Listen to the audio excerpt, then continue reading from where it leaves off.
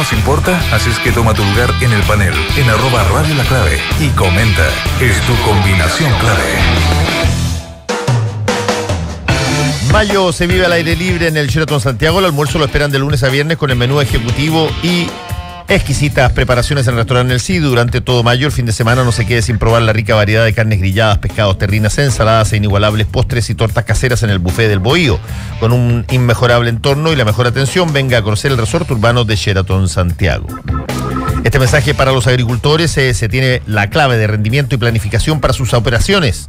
Cuide sus cultivos con el dron de DJI Agras MG1S, capaz de ofrecer soluciones integrales para el cuidado de la agricultura. Lo puede encontrar en Drone Store Apoquindo 4900, local 13 y 14 en la comuna de Las Condes, Centro Comercial Omnium. El secreto del éxito está en tomar riesgos y superar desafíos. Vive la vida Concho tomando buenas decisiones. Batería Hankook, mucho más. ¿Ha pensado en visitar el viejo mundo, Italia, Francia o España, por ejemplo? LATAM Travel junto a Special Tours y Surland tiene los mejores circuitos en Europa y ahora con excelentes descuentos solo por pocos días. Visite una oficina LATAM Travel y disfrute su viaje. Combinación clave. Estamos en el panel de los días jueves. Está con nosotros Fernando Atria, que está panelista regular. Hola.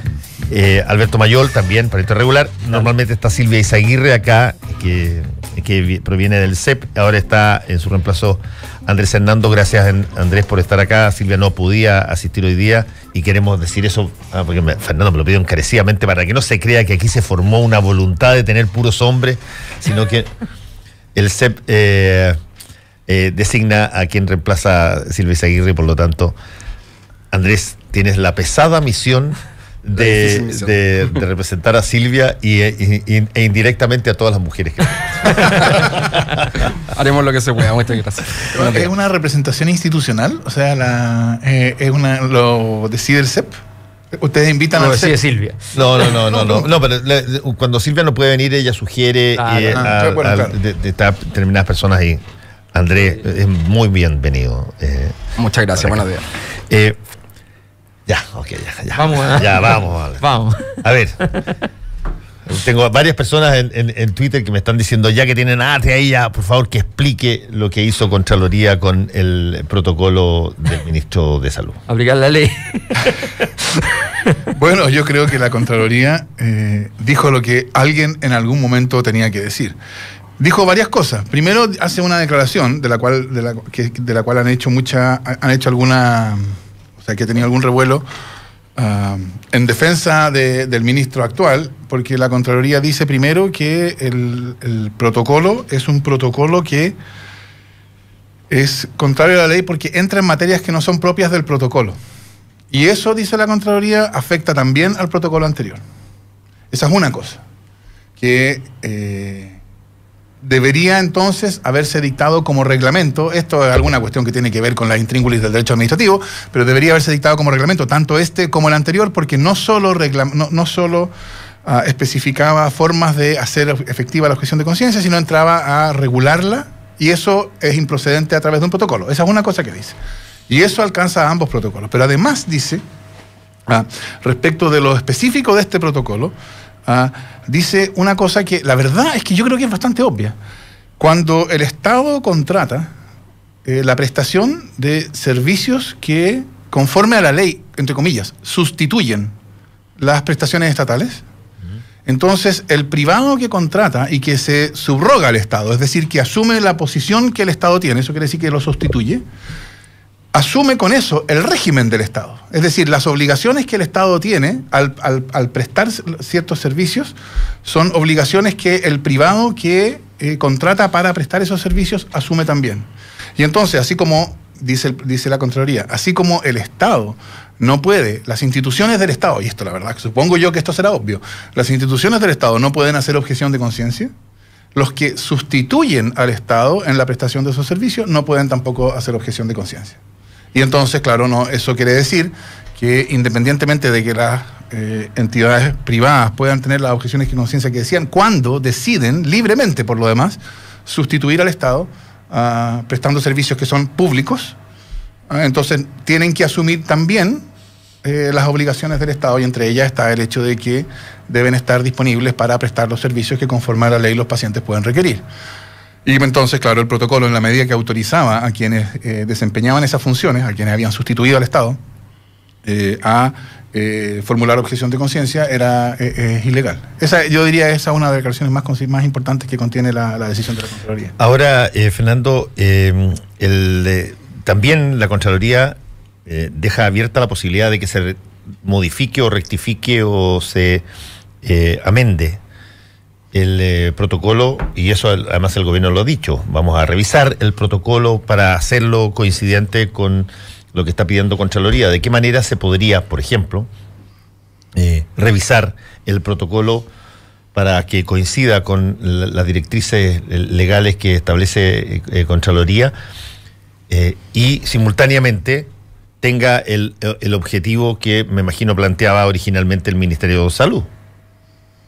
Bueno, ¿se puede hacer las dos cosas o no se puede? O sea, la primera razón, esa que alcanzaba ambos protocolos, supone que el protocolo, si sigue siendo protocolo y no es reglamento, tendrá que dejar de regular algunas cosas que regulaba, ¿no? O sea, que tendrá que ser más acotado.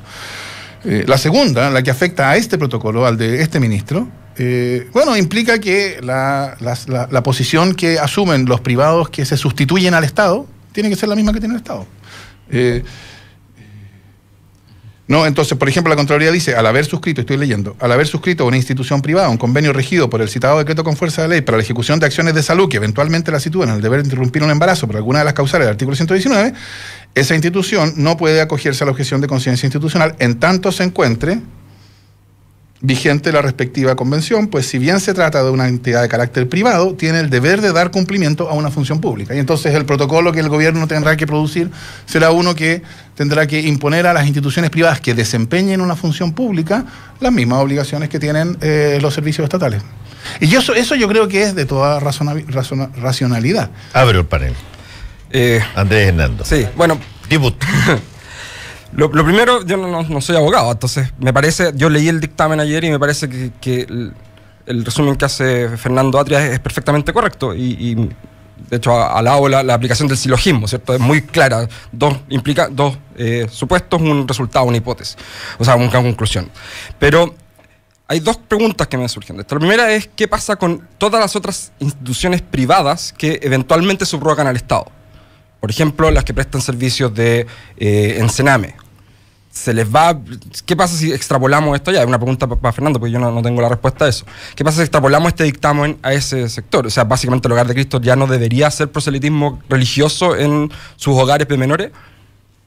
El Estado no podría hacerlo, digamos. Yo creo que lo que ha dicho la Contraloría aquí, uno podría leerlo de diversas maneras. La manera en que yo lo entendería, y eso, claro, es una cuestión abierta a discusión, es que en lo que se refiere al acceso, por ejemplo, al acceso a prestaciones a las cuales los ciudadanos tienen derecho, los proveedores privados están sujetos al régimen que es propio del Estado. Pero el derecho, entonces, por ejemplo, derecho a la protección infantil existe también. Por eso mismo, yo diría, en la medida, no en la medida en que el Hogar de Cristo funcione como Hogar de Cristo, en la medida en que el Hogar de Cristo celebre un convenio con el Estado para realizar prestaciones que son deber del Estado, entonces el Hogar de Cristo, por ejemplo, no podría decir nosotros solo vamos a admitir niños católicos, que entiendo que no lo hacen. No lo hacen. Entonces no podrían poner como condición de acceso condiciones que el Estado no puede poner. Ahora, lo que el Hogar de Cristo hace, yo supongo que parte de la lógica de permitir que instituciones como el Hogar de Cristo realicen estas prestaciones es que la especificidad de la manera en que van a realizar las prestaciones toma en cuenta el hecho de que el Hogar de Cristo. Y entonces yo creo que eso deja espacio para que el Hogar de Cristo pueda hacer cosas que el Estado directamente no podría hacer, como por ejemplo tener una orientación religiosa. Si esa orientación religiosa empieza a afectar la calidad o el acceso a las prestaciones que los ciudadanos tienen derecho, yo creo que eso es contrario. Es contrario a lo que dice la Contraloría, y yo creo que además es inaceptable, porque los derechos de los ciudadanos están fijados por su estatuto de ciudadano, no por la contingencia de quién es el proveedor que a uno le toca. Bueno, sí, yo creo que hay un factor aquí que es bien importante, que tiene que ver con lo siguiente. Yo creo que es muy claro que la Contraloría dio curso a elementos que los habíamos conversado acá y que eran más o menos de sentido común en términos jurídicos, y que más o menos se puso en normalidad la situación. Más o menos. porque está lleno de otras implicaciones que las conversamos acá y que todavía no se ha llegado a ella. El asunto de fondo es que es una pregunta, porque todavía esto requiere, como los filósofos antiguos decían, como no somos dioses, no sabemos todas las implicaciones racionales que tienen cada una de las aseveraciones que hacemos. Entonces, no sabemos si en algún punto lo que dijo la Contraloría y lo que dijo el Tribunal Constitucional, si en algún punto intersectan para mal, es decir, se contradicen. Se contradicen, sí. ¿Ya? O sea, es posible, es pensable que en el marco de la reflexión sesuda y sistemática de cada uno de estos documentos, ¿ya?, nos encontremos en algún momento en un punto donde los distintos bandos puedan parapetarse en una institución y empezar una batalla de ideas muy interesante por de pronto, ¿ya?, pero y muy medieval, o sea, una batalla que está totalmente sublimada en forma de derecho, ¿ya?, pero que tiene un contenido político detrás. Entonces es muy interesante empezar a ver cómo se dibuja este camino, porque tenemos dos instituciones que han dicho para efectos políticos cosas opuestas, de momento solo para efectos políticos. Insisto, tenemos que revisar si eso tiene elementos conceptuales que efectivamente los ponen en oposición en algún punto, evidentemente no del todo, Porque entiendo que el dictamen de Contraloría no está, no atañe directamente a lo que planteó el Tribunal Constitucional, sino que básicamente al reglamento. No, en rigor, digámoslo así, en rigor, no. Porque el Tribunal Constitucional está hablando de la objeción de conciencia en general, y lo que la Contraloría dice, y yo creo que en eso es correcto, por mucha objeción de conciencia que exista, por mucho reconocimiento que haya la objeción de conciencia, otra cosa es que una institución privada haya voluntariamente celebrado un contrato para asumir una prestación que corresponde al Estado, ¿no? O sea, el hecho de que el privado pueda objetar no quiere decir que el privado, una vez que acepta libremente celebrar ese contrato y asumir la posición del Estado, puede seguir protestando y objetando. Son dos cosas en principio distintas, así que yo creo que en esa dimensión es posible separar las dos cuestiones. Ahora, hay otra cosa que la Contraloría dice, que de nuevo es lo que indica el sentido común. La Contraloría dice, la objeción de conciencia solo puede ser entendida como una situación excepcionalísima, ¿no? Porque tiene que ser excepcionalísimo que una persona jurídica, o esa es otra discusión, no jurídico natural, pero que alguien, tiene que ser excepcionalísimo que alguien pueda invocar sus propias creencias para zafar de un deber legal, ¿no? En principio, la ley obliga a todas las personas, incluso a las personas que les parecen que esa ley está mal, ¿no? Incluso a los que perdieron en el Parlamento, digámoslo así. Claro, contra eso, uno podría decir, lo que el tribunal dijo, de un modo que yo creo que es bastante imprudente, es, hay un derecho general a la objeción de conciencia en todos los casos que el legislador no puede limitar. Eso es simplemente incompatible con la vía civilizada y con la obligatoria de la ley. Entonces tenemos... No hay ley. Bueno, claro, o sea, o hay ley solamente en la medida que yo quiero que haya ley para mí. Claro, solo la medida en que planteo que quiero cumplirla. Claro, entonces yo creo que el Tribunal Constitucional ha mostrado que ha sido bastante, digámoslo de la manera más suave posible, bastante poco prolijo en las declaraciones que ha hecho. Lo mismo que ha ocurrido con el CERNAC, ¿no? En que anunció que iba a declarar inconstitucionales unas disposiciones del proyecto de ley y después, ups, se le olvidó. Y eso crea un problema donde también está metida la Contraloría. Y entonces, claro, la posibilidad de que haya un conflicto existe. Ahora, yo creo que es un conflicto que por razones institucionales, no teóricas, lo va a ganar la Contraloría. Ahora, por la sencilla razón de que a la Contraloría uno puede recurrir constantemente. Exacto. En cambio, el tribunal solo opina desde este areópago. Claro. Ahora, ¿no te da a ti la impresión que en el fallo de la Contraloría, yo lo revisé ayer, como que le dice a los diputados, o le dice al país la forma en que se debiera legislar sobre este tema? Porque creo que hay 2 o 3 situaciones donde dice esto está mal legislado, debió haber sido de esta manera o de esta otra manera. No sé si eso le compete a la Contraloría o no. O sea, está esa parte en que dice que debe ser tratado con excepcionalidad. Ahora, yo no lo entendería eso. Si hay una crítica velada, yo creo que tampoco hay que leer mucho entre líneas, uno puede pasarse de revoluciones, pero si es que hay una crítica velada, es claramente una crítica al Tribunal Constitucional, porque lo que salió del legislador, el proyecto que salió del Congreso, era un proyecto que reconocía excepcionalmente la objeción de conciencia y se preocupaba de especificar los casos en que la objeción de conciencia no podía ser invocada, ¿no? Por ejemplo, no podía ser invocada si estaba demasiado cerca el plazo del vencimiento de la tercera causal, porque eso podía perjudicar a la mujer que requería la prestación. Entonces yo creo que independientemente de la discusión que pueda haber y que hay distintas posturas, yo entiendo eso, que si uno mira lo que salió del Congreso era un intento por reconocer por una parte la objeción de conciencia, pero por otra, digamos, morigerar sus efectos en cuanto podía afectar los derechos de las mujeres que requerían las prestaciones. Lo que salió del Tribunal Constitucional, yo creo que el Tribunal Constitucional aquí entró como elefante en cristalería, o sea, sin hacer ninguna distinción, sin hacer ningún intento de sopesar cosas, dijo, hay un derecho general a la objeción de conciencia, por lo tanto las instituciones pueden objetar siempre, pueden objetar cuando son solo privadas, pueden objetar cuando también desempeñan funciones públicas, pueden objetar incluso si eso quiere decir que se vencen los plazos. Para eso, para el Tribunal Constitucional, todo eso es irrelevante. Lo único que le importó decir es hay un derecho general. Entonces, si hay una crítica velada en la Contraloría, en esto de que tiene que ser tratado excepcionalmente, etcétera, yo creo que debería ser entendida más bien como una crítica a la tosquedad con la cual el Tribunal Constitucional... Dejémoslo por ahí, por ahora, y vayamos a otro caso. Una cosita muy corta. Yo creo que es importante el tema de lo que pasa en este contexto con el gobierno y con el ministro. O sea, es importante decir que los gobiernos cuando tienen que hacerse cargo de proyectos anteriores que vienen de otro signo político, tratan efectivamente de anular los efectos, digamos, de todos esos proyectos anteriores. ¿Ya? Y es bastante natural. Pero el cómo es muy relevante. La mayor parte de los gobiernos lo que tratan de hacer es que alrededor de la legislación existente intentan generar condiciones en las cuales esa legislación pierde peso. ¿Ya? Voy a decirlo lo que pasó en la dictadura, o sea, la nacionalización del cobre, ¿ya?, no se toca como ley, pero se construyen las condiciones para que en realidad no tenga ninguna operacionalidad. ¿Ya? La reforma agraria no se toca, pero se construyen las condiciones para que efectivamente no tenga ninguna operacionalidad. Pero aquí el gobierno hizo algo que es muy imprudente, que es tratar de regular por vía administrativa la posibilidad de entorpecer el proceso legislativo.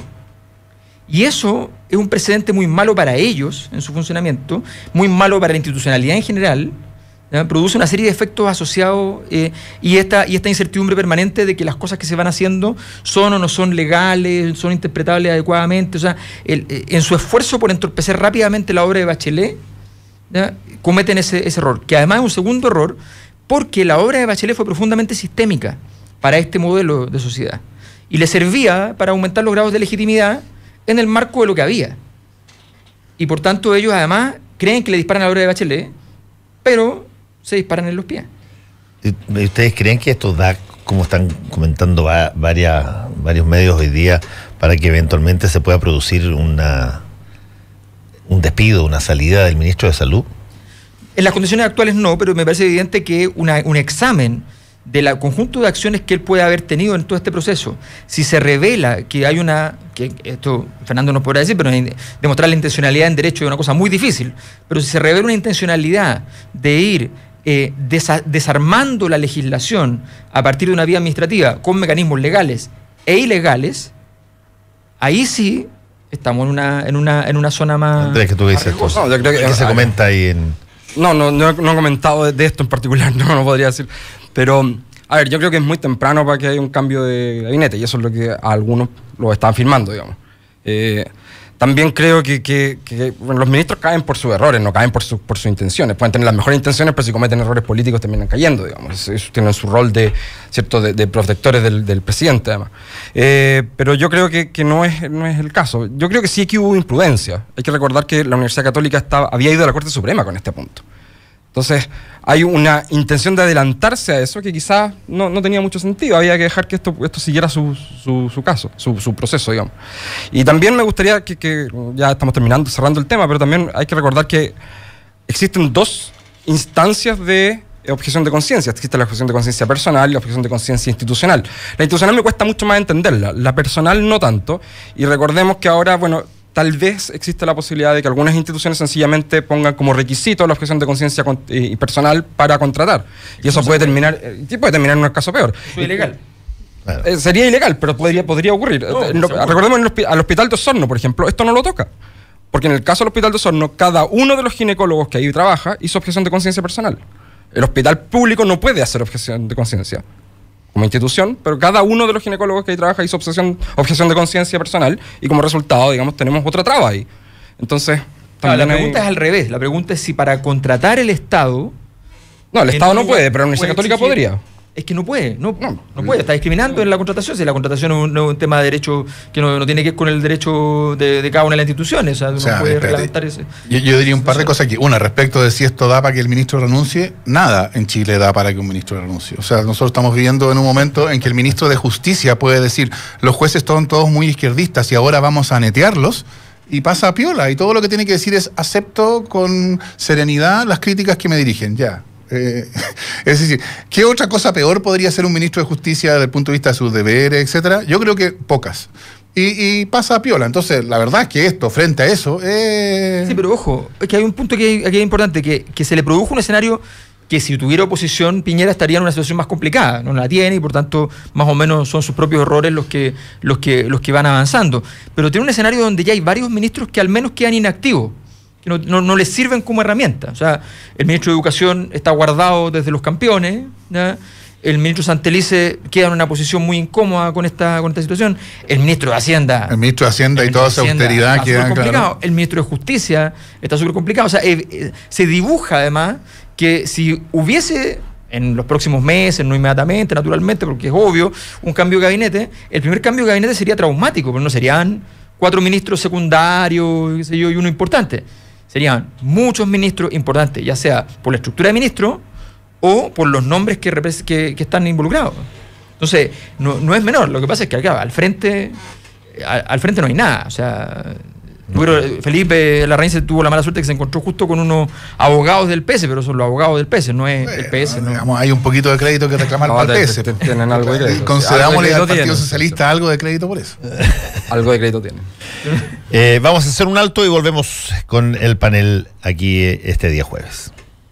No te separes de la 92.9. Ya regresamos con más opinión y debate en Combinación Clave. Quédate en la clave. Te entregamos fútbol, pasión, opinión y análisis primero que nadie. Conclave Deportivo. De lunes a viernes de 12:15 horas por la 92.9 y en radiolaclave.cl. Cristian Peñailillo, Francisco Aguiluz, Mane Grant, Rafa Olarra, Chamagol González, Marcelo Muñoz y todo el equipo deportivo de La Clave te dan 3 horas de puro fútbol. Conclave Deportivo. Somos deporte. Somos La Clave. Todos los días a las 4:30 de la tarde te encontrarás con Isidoro Ursúa en Viva Chile por la 92.9. Chiquillos, tenemos media hora para escuchar música chilena. Panoramas, cultura, datos imperdibles. Soy Javiera Mena y los dejo con mi nuevo single Intuición aquí en Viva Chile. Viva Chile. Somos música. Somos La Clave. Historias interesantes. Gastón Zulet dice, oye, espérate un poco, ¿qué defendían los mapuches con tanto ahínco? El paraíso. El paraíso. Inconfundible estilo. Además, ¿te acordáis cómo hablaba Cortázar? Es inevitable que las cosas recaigan. Federico Sánchez te invita a pensar de lunes a viernes a las 9 de la noche. Y hoy día tenemos un invitado francamente alucinante. O sea, van a quedar pedaleando sin cadena. Y los que están pedaleando sin cadena, yo creo que se les van a pinchar los neumáticos. Pensar es clave. Por la 92.9. Somos cultura. Somos La Clave. Hora clave. 9 de la mañana, 56 minutos. 92.9. Somos como tú. Somos La Clave. En el corazón de Providencia y a pasos del metro, Hotel Nogales and Convention Center. Un servicio de primer nivel con estacionamiento, Wi-Fi y desayuno incluido. En Hotel Nogales ponemos a su disposición nuestro centro de eventos con salones con capacidad hasta 400 personas.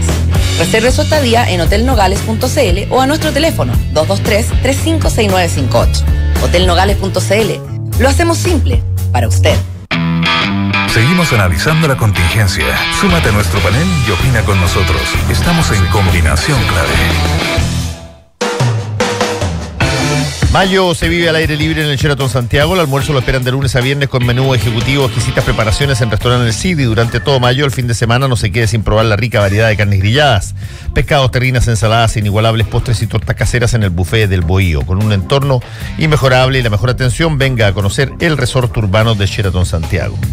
El secreto del éxito está en tomar riesgos y superar desafíos. Viva la vida, Concho, tomando buenas decisiones. Batería Hancock, mucho más. ¿Ha pensado en visitar el viejo mundo, Italia, Francia o España, por ejemplo? La TAM Travel junto a Special Tours y Surland tienen los mejores circuitos en Europa y ahora con excelentes descuentos solo por pocos días. Visite una oficina de la TAM Travel y disfrute su viaje. Combinación clave. Ya, vamos a decir de antemano, sí, efectivamente, no hay en este panel hoy día. No voy a culpar a Andrés que haya reemplazado a Silvia Izaguirre, todo lo contrario. Gracias, Andrés, por estar aquí, pero no hay ninguna mujer y sin embargo vamos a hablar de un tema donde son protagonistas, pero extraordinariamente activas las mujeres. La noticia que se informa hoy día es que han aumentado en un 33% las denuncias de acoso sexual ante la Dirección del Trabajo. Hay 14 universidades que en distintas instancias, ya sea por carreras o por incluso campus o por toda la universidad, están paralizadas hoy en función de esta suerte de campaña por una educación no sexista. Se han sucedido los hechos tanto en Chile como en el extranjero que han generado que se reviva o se avive más bien este debate respecto de el tratamiento o la forma en que se deben comportar determinadas personas y particularmente jefes, determinadamente personas que tienen algún grado de poder por su jerarquía respecto de mujeres bajo su supervisión en distintas instancias, no solamente en la universidad, sino que también en otras instancias laborales, y está revivo el tema. Entonces, tanto Fernando, no sé si una agenda mundial. Claro, además, una agenda mundial además. Sí. Tanto Fernando como Alberto y yo, no sé si tú también, Andrés, somos profesores universitarios, y por lo tanto este es un tema que salta en... sí. Pero así, de inmediato, hoy día. Y yo creo que lo que estamos viendo es como corre un reguero de pólvora, ¿no? Hay un reguero de pólvora en el sentido de que esto se está expandiendo con una rapidez inusitada, en dos sentidos. Uno, en las movilizaciones, o sea, cada día las universidades o las facultades que están en paro o en toma o en algún otro tipo de movilización por este tema aumenta. Y la pregunta, claro, esto hasta dónde va a llegar. Y la segunda es que empiezan a aumentar, como tú lo mencionabas, las denuncias, ¿no? Y claro, lo que yo creo que eso muestra es que estamos alcanzando un nivel, un momento en que algo importante está cambiando en la comprensión de las cosas, que hace que uno vuelva la vista atrás y que prácticas que en su momento eran o simplemente aceptadas o, bueno, digamos, motivo de comentarios más bien jocosos, hoy día son vistas como lo que son prácticas inaceptables, en que hay abuso de una posición dominante, etcétera. Así que en ese sentido, este movimiento es un movimiento que yo creo que no tiene vuelta atrás. O sea, yo creo que algo importante va a cambiar en la vida cotidiana. Estamos hablando ahora de las universidades, lo probable es que eso no se va a circunscribir a las universidades. Este tipo de cosas no es raro que comiencen en las universidades, pero después se expandan. Y yo creo que va a cambiar mucho la forma en que las personas se relacionan, y para bien, ¿no? Para evitar estas situaciones que no son o que no necesitan ser situaciones de abuso explícito, sino de prevalencia, ¿no? De prevalencia de una posición de autoridad o de respeto que uno tiene frente a otro. Y eso va a tener que llevar a revisar protocolos, reglamentos, procedimientos, ahora, conductas que eran consideradas como... Pero fíjate que hay un fenómeno Alberto Mayor. O sea, voy a decir un comentario que en primer lugar, estrictamente sociológico, pero si tú miras todo el ciclo de cuestionamiento institucional que parte en rigor, empieza a notarse con cierta claridad el 2010, incluso antes de las movilizaciones propiamente tal, aunque el 2010 ya hubo movilizaciones. Si uno ve ese ciclo de caída de las instituciones, era bien interesante ver cómo las que iban sobreviviendo, no digo que se jactaban, pero en general se felicitaban, ¿no? Carabineros por de pronto, en medio del desastre de todas las otras instituciones, cómo ellos en cambio ya estaban fortificados y fortalecidos en todo este escenario. Y fueron cayendo institución tras institución, estatales y no estatales, la Iglesia por de pronto y muchas otras instituciones asociadas. Y en ese proceso se empezó a cuestionar incluso instituciones que eran sacrosantas, conversaciones ya con mucho más sentido crítico respecto a la Teletón y muchas otras cosas. En ese contexto, instituciones que iban quedando, por ejemplo, eran las universidades, que era interesante porque la gran crítica institucional que nació, que se consolida el 2011, nace con movimientos estudiantiles donde las universidades estaban en la zona de la ofensiva en contra de muchas otras instituciones. Pero iba a llegar el momento en que efectivamente, probablemente al final del ciclo de impugnación, donde la mirada se fuera hacia adentro también. Entonces, la pregunta es, sociológicamente hablando, ¿qué estalla cuando estalla en esta institución? En el caso de la Iglesia, el estallido tiene que ver con abusos sexuales. En el caso de las universidades, el estallido tiene que ver con acoso sexual. Sí. En el caso de Carabineros, el estallido tiene que ver con plata. En casi todas las instituciones, hay que decir... La política también. Tiene que ver con plata. Corrupción. Y en las instituciones de prestigio, tiene que ver con los abusos de poder asociados al prestigio. Entonces, es sociológicamente muy evidente que hay una crisis institucional generalizada, donde el conjunto de instituciones les va a llegar por el lado que les toca, ¿ya?, su propia reflexión sobre sí mismo, y la pregunta es cómo lo hacen esas instituciones. La Iglesia lo hizo mal y está pagando las consecuencias. Vamos a ver cómo reaccionan las universidades a este requerimiento, a esta exigencia. Ese es un punto interesante. Ese va a ser el punto. Andrés Hernando. A mí me ha asombrado, primero, dos cosas. Cuando yo hice clases, cuando estaba haciendo mi doctorado en Estados Unidos, y una de las primeras cosas que te decían, te entregaban un protocolo que estaba completamente estipulado y venía hasta con una página de resumen. 19 bullets que decían exactamente todas las cosas que uno no podía hacer jamás. Cerrar la puerta cuando recibía a un alumno, salir con un alumno, invitar a comer a un alumno o una alumna, etcétera, etcétera. Cuando llegué acá a Chile, empecé a hacer clases... Alumnos y alumnas. Alumnos y alumnas, no, en general. Sí. Cuando llegué acá a Chile y empecé a hacer clases en la Universidad Adolfo Ibáñez, también me llegó, ahí con menos protocolo, con menos de esto es importante, por favor léelo, sino que un día en mi escritorio apareció el protocolo de trato que incluía muchas cosas, pero también tenía un capítulo sobre este tema. Y ahora que esto ha explotado, ¿cierto? Uno lo que yo hago, o sea, lo que uno hace es conversar con la gente que tiene cerca, y me ha llamado mucho la atención la cantidad de historias que mis colegas tienen de su paso por la universidad, mis colegas mujeres tienen de sus pasos por la universidad. Entonces eso primero te da la impresión de que esto es mucho más extendido de lo que uno pensaba. Y ciertamente, claro, esta es una indignación que se ha ido cocinando a fuego lento y que claramente no tiene vuelta atrás en el ordenamiento que hoy día tenemos. Las universidades van a tener que hacer cosas. Espero que las hagan bien, porque es importante. Y espero que a mí me llama la atención. Si no existían estos protocolos en algunas casas de estudio, bueno, van a tener que existir, van a tener que respetarse, van a tener que supervigilarse y van a tener que discutirse además con los alumnos y las alumnas. Ahora, aquí hay, no sé si es que hay una división, Andrés, tú eres del CEP, y por lo tanto me gustaría preguntarte, ¿qué tanto el tema de este tipo de temas, el tema, por ejemplo, de la educación no sexista, que es una de las causas que se llevan, qué tanto eso ha sido abordado, tomado por parte de los estamentos más conservadores, clásicamente más conservadores de la sociedad? En el caso de la izquierda hay de todo, pero no cabe la menor duda que esos estandartes han sido levantados, yo te diría incluso hasta con agrado por participantes en términos de la izquierda en general. ¿De la derecha hay alguna diferencia al respecto?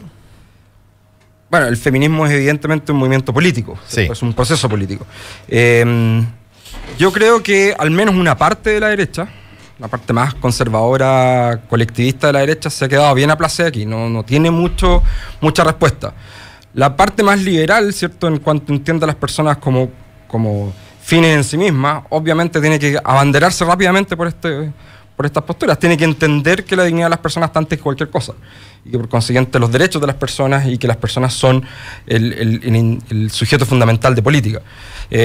Pero por ahora todavía no he visto una reacción, no he visto artículos escritos al respecto, no he visto propuestas de cómo se avanza en una educación no sexista, no he visto ninguna, ni de izquierda ni de derecha.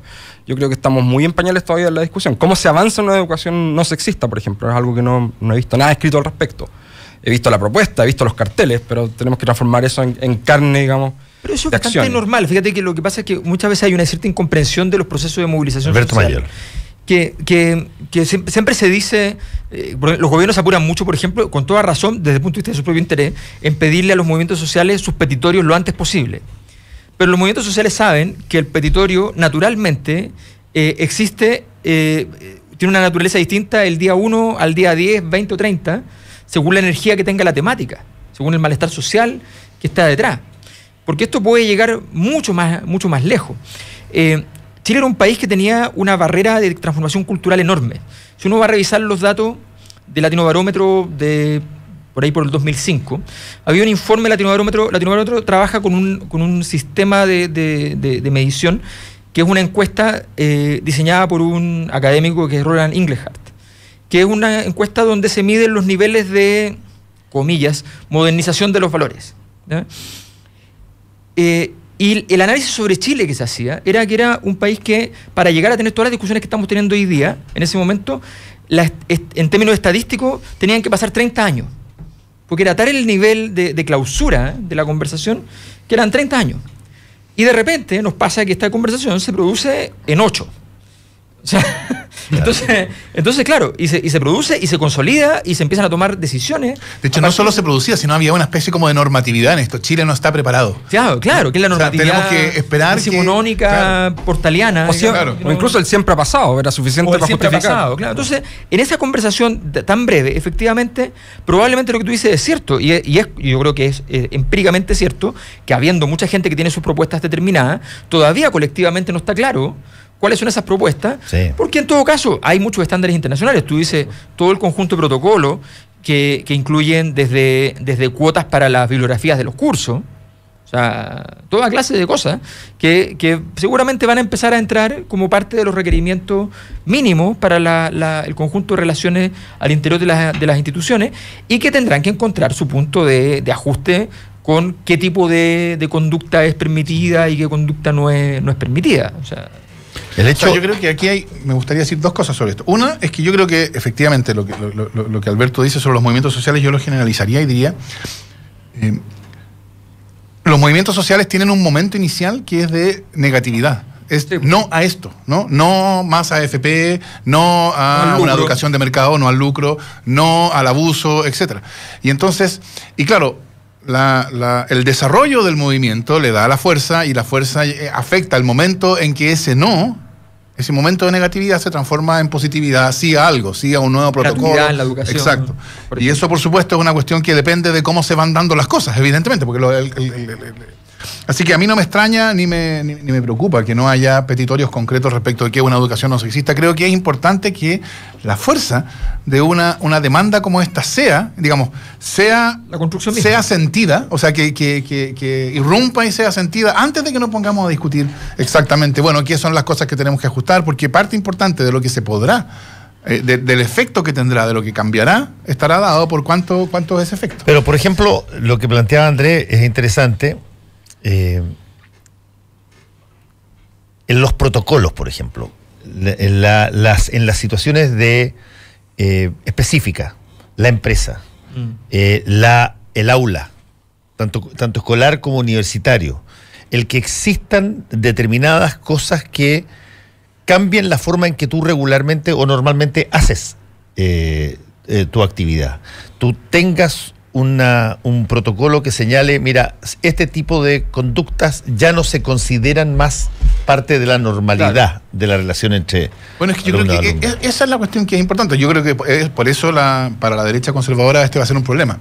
Porque ellos siempre han insistido en que estos espacios son típicamente espacios privados. Sí, en la libertad de cátedra, digamos. Bueno, la libertad de cátedra, sobre todo la libertad del dueño para decir qué pasa en la cátedra, más bien. No es la libertad de cátedra. Pero Pero aquí lo que el problema que se genera, o la resignificación de estas conductas que eran antes vistas como, bueno, o normales, o claro, es que este tipo es peculiar, este profesor es peculiar, o este tipo de profesor es aquí, y ahora son vistas como inaceptables correctamente. O sea, eso tiene que ver con la relación entre el profesor y el alumno, el profesor o profesora y el alumno o alumna, digamos, típicamente en la oficina del profesor. Más que en la sala, ¿no? En la oficina del profesor, en esa relación, ¿no? En que, claro, el argumento tradicional ha sido, bueno, aquí no hubo nada que no fuera consentido, ¿no? O sea, que esto fue una relación en que, en fin. Y la resignificación viene, por supuesto, mire, no importa que haya sido formalmente consentido, y no estoy pensando en relaciones de abuso sexual, estoy pensando en relaciones de prevalencia, ¿no? O sea, en que hay alguien que tiene prestigio y que entonces puede hacer propuestas que el otro se ve coaccionado por el ambiente. Entonces, claro, formalmente hay consentimiento, no hay imposición formalmente. Lo que hay ahora es una resignificación de eso. Ahora, lo que está pasando ahí es que en esa relación, como es asimétrica, como hay una parte que tiene poder, prestigio, etcétera, y la otra que no, entonces, incluso cuando en la superficie hay una relación en que no parece haber abuso porque hay todo es consentido, incluso en ese caso hay un problema, en la medida en que pasen ciertas cosas. Pero, por ejemplo, a ver... Eso entonces va a redefinir la relación entre estudiantes y profesores.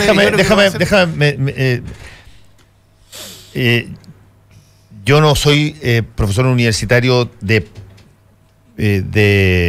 planta full time. Por lo tanto, no tengo tanta seguridad de que esto se reproduzca en todas las universidades acá. Pero, por ejemplo, en universidades extranjeras tú tienes horas de atención a público en tu oficina. Exacto. Y llegan a tu oficina distintas personas. Como te digo, a los profesores que están full time. Ese tipo de cosas en universidades alrededor del mundo más prestigiosas están total y absolutamente normadas. Exacto. Tienen un protocolo extraordinariamente sensible a la forma en que se debe comportar ese diálogo con el alumno. Exacto, porque ese diálogo, esa relación no es simétrica. No es privada. Claro. No es una cuestión que quede entregada a lo que ellos buenamente acuerdan. Claro. Porque hay una cuestión que tiene que ver con el ambiente en que se realiza. Una de las cosas que yo noté y que cuando llegamos fue objeto de cierta conversación y cierto incomodo en la Universidad Adolfo Ibáñez. Yo llegué allá el año 2003. Es que todas las oficinas... Yo también fui profesor de la Adolfo Ibáñez. Todas las oficinas de los profesores tenían paredes de vidrio. Y eso, claro, algunos decían, bueno, esto atenta contra la privacidad, etcétera. Yo creo que, o sea, ese hoy día es la condición número 1, o sea, es como... Y además es tu seguro de vida. Bueno, además, o sea, además te protege, claro. Cosas de ese tipo que hacen que la relación entre profesores y alumnos cambie. Ahora, yo esperaría que esto pueda cambiar de una manera que no haga imposible la relación propiamente universitaria. Ese es el peligro. Bueno, ahí está. O sea, por ejemplo, yo no soy partidario de que haya horas fijas de atención de alumnos. Yo soy partidario que sea en oficinas que tienen ventanas de vidrio, digamos. Pero la idea de que un alumno puede ir y golpear la puerta de un profesor y conversar con él algo en cualquier momento, a mí no me parece mala, ¿no? Sí me parece que, claro, por ejemplo, yo creo que todas las paredes de las oficinas de los profesores deberían ser de vidrio.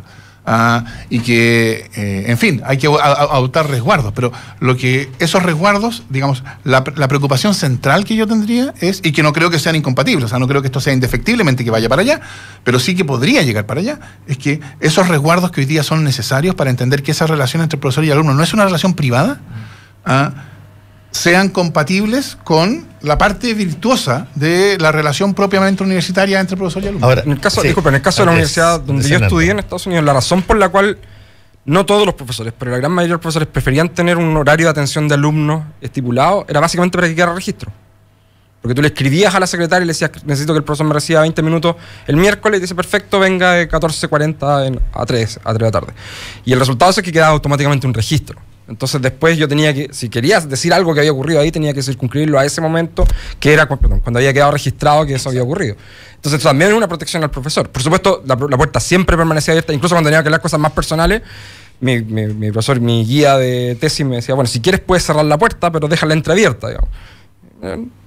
Siempre había un cuidado de Sí. No exponerse. Ahora, hay cosas que, y voy a tomar aquí la sugerencia que planteó Fernando, en el sentido de decir que aquí siempre hay una relación entre una persona que tiene una imagen y una calidad de ser dominante en términos de incluso los conocimientos que se instruyen respecto de eso. Y que de alguna manera atenta contra esta lógica del profesor, en este caso profesor universitario, que a los ojos de los alumnos de carreras exitosas o de que están pensando en su futuro, son ídolos. Existe una visión respecto de los profesores tutelares, de los profesores que en todas las facultades hay, algunos que se consideran no sé cuántito, que son advertidos por parte de los alumnos como, qué sé yo, profesor estrella. Y hay profesores estrellas que se consideran estrellas. La mayoría. Bueno, y parte de la... Con los derechos de las estrellas. Y que tiene, por lo tanto, parte de la cultura derechos de las estrellas. Era, bueno, y puede entonces comportarse de ese modo. Y esa parte es la que hoy día es vista como totalmente inaceptable. Y claro, lo que también nos lleva, o sea, yo creo que esto es súper saludable para el mundo académico, justamente porque plantea una conversación que va a hacer que hay un punto en el cual también se vuelve súper importante, que es el punto en el cual cómo se salvaguardan, lo que dice Fernando, los elementos académicos también. Sí. Porque la relación de poder, el poder es un activo normalmente, puede ser un pasivo, porque un estudiante, ¿ya?, efectivamente, que con astucia o trabajando, no nos olvidemos, el mundo universitario tiene una cantidad de conflictos internos, de camarillas y qué sé yo, o trabajando para otra camarilla, puede perfectamente instalar una denuncia, porque hoy día gran parte de la reacción que tenemos todos frente a una denuncia es la veracidad de la misma. O sea, nosotros naturalmente no esperamos, menos en denuncias de este tipo, mucho para decir, bueno, evidentemente algo hay. Algo debe haber. Algo debe haber. Y además, efectivamente, no era infrecuente, de hecho, está lleno de películas y situaciones en las cuales se ven cómo los profesores van con los estudiantes a sus casas y salen. Voy a decir una cosa, el Círculo de Viena, la gran escuela filosófica de la Austria del 1920, la más influyente dentro del positivismo, que es el más influyente corriente epistémica de la ciencia, nació entre alumnos y profesores reuniéndose fuera de la universidad privadamente en café.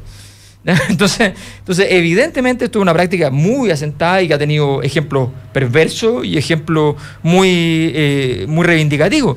Pero evidentemente entonces aquí hay una discusión que se va a ir armando, donde también hay que salvaguardar las condiciones en las cuales efectivamente se ejerce este poder que existe dentro de la universidad, que está relacionado, por ejemplo, cuando a los profesores también les llegan insinuaciones, correos electrónicos, qué sé yo, donde lo que hay que hacer inmediatamente es derivarlo a una autoridad superior. O sea, tú tienes que reenviar el correo, ¿ya?, y decir, disculpe, dígame usted qué procede a hacer, y poner en conocimiento, porque nuevamente el resguardo de esas condiciones, porque la relación de admiración no vale solo para la presión por parte del profesor, sino que también vale por parte de proactividad muchas veces, que también, si es aceptada, también puede ser considerada abuso.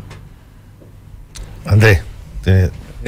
No, o sea, bueno, las cosas van a cambiar y van a cambiar más radicalmente, digamos, y respecto al... ¿Qué tanto eso puede redundar en una suerte de máxima impersonalidad, llamémoslo así? Bueno, máximo distanciamiento, donde todo se funcione sobre la base de activar. Uno podría pensar en ¿cómo se llama esa serie muy buena que se llama Black Mirror? Que coloca situaciones potenciales en el futuro que tienen que ver con el avance tecnológico. Uno podría pensar que básicamente todos son protocolos que fuerzan a que no se traten como personas, sino que como entelequias cada cual. Sí. Y se acabe el trato directo, se acabe desde, qué sé yo, la caballerosidad o galantería, hasta que se acabe, qué sé yo, la relación... la empatía por una enfermedad. La empatía por una enfermedad o algo, porque todo puede ser malinterpretado. Yo creo que hay una preocupación de eso, pero la verdad es que yo creo que no creo que eso sea una cuestión que es probable que pase. por la sencilla razón de que la labor universitaria, la labor educativa, es una labor que exige cercanía, ¿no? Exige relación directa entre estudiantes y profesores. Y entonces es bien poco probable, creo yo, que esa relación pueda ser transformada totalmente por reglas. Yo esperaría que esas reglas lo que produjeran fuera, o sea, esos protocolos, etcétera, lo que produjeran fuera protección para las partes más débiles en una relación asimétrica. Eso sí. Pero yo no creo que eso vaya a ser imposible que haya una relación. No creo que sea, que debamos pensar que la posibilidad de abuso, o sea, de prevalencia, es el costo necesario del contexto para que esas relaciones humanas surjan. Yo creo que yo creo que ese riesgo está. O sea, yo creo que ahí hay un punto que tiene que ver con el hecho de que ha pasado en todas las dimensiones de la sociedad, no solo en este tema, que es ante la crisis de casos emblemáticos, se pide la reglamentación total de las situaciones en razón de si no está permitido. En circunstancias que una misma situación, exactamente idéntica, en un contexto distinto, debe tener un significado completamente diferente. Entonces, es el paso, para decirlo jurídicamente, es el paso desde los principios jurídicos a las normas.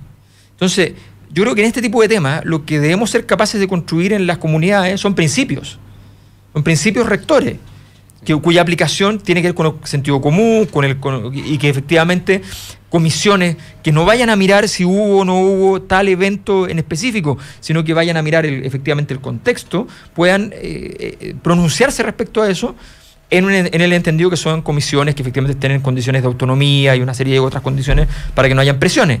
Pero yo creo que ese es un factor fundamental, porque desgraciadamente aquí, por protección, muchas veces las víctimas lo que dicen es, oye, lo que necesitamos son reglas súper claras y precisas de lo que es posible y lo que no es posible. Y si hacemos eso, la hiperreglamentación de la vida es uno de los primeros descubrimientos de la sociología del derecho de que es un desastre.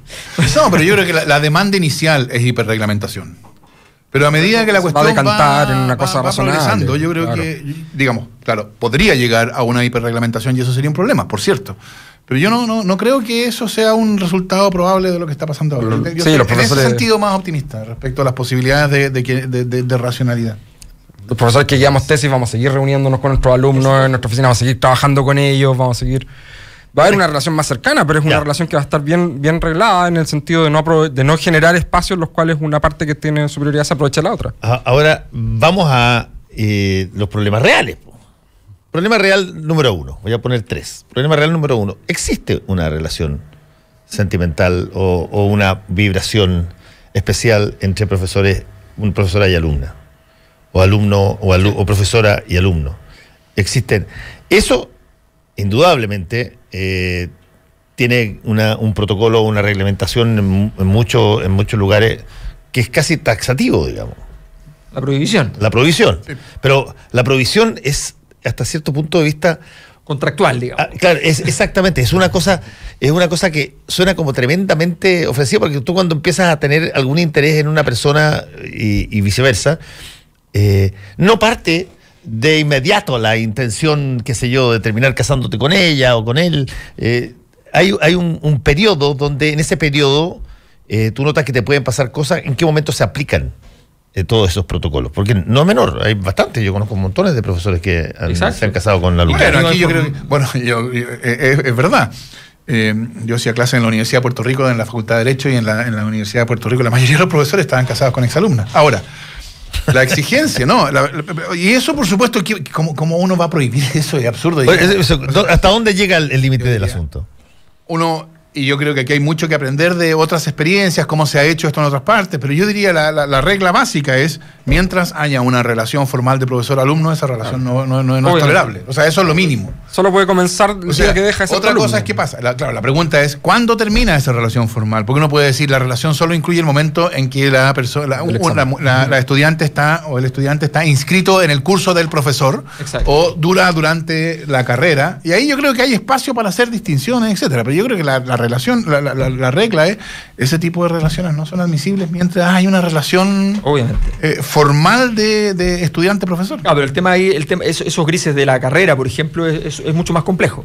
O en proceso de tesis, ¿ya? Con información, o sea, si el profesor va, que lo he visto muchas veces, profesores que van y cuentan en los departamentos respectivos que están en una relación con una persona que no es alumna directa, pero que efectivamente está todavía cursando su tesis, qué sé yo, con otros profesores, con otra... Bueno, ¿qué pasa en ese tipo de coyuntura?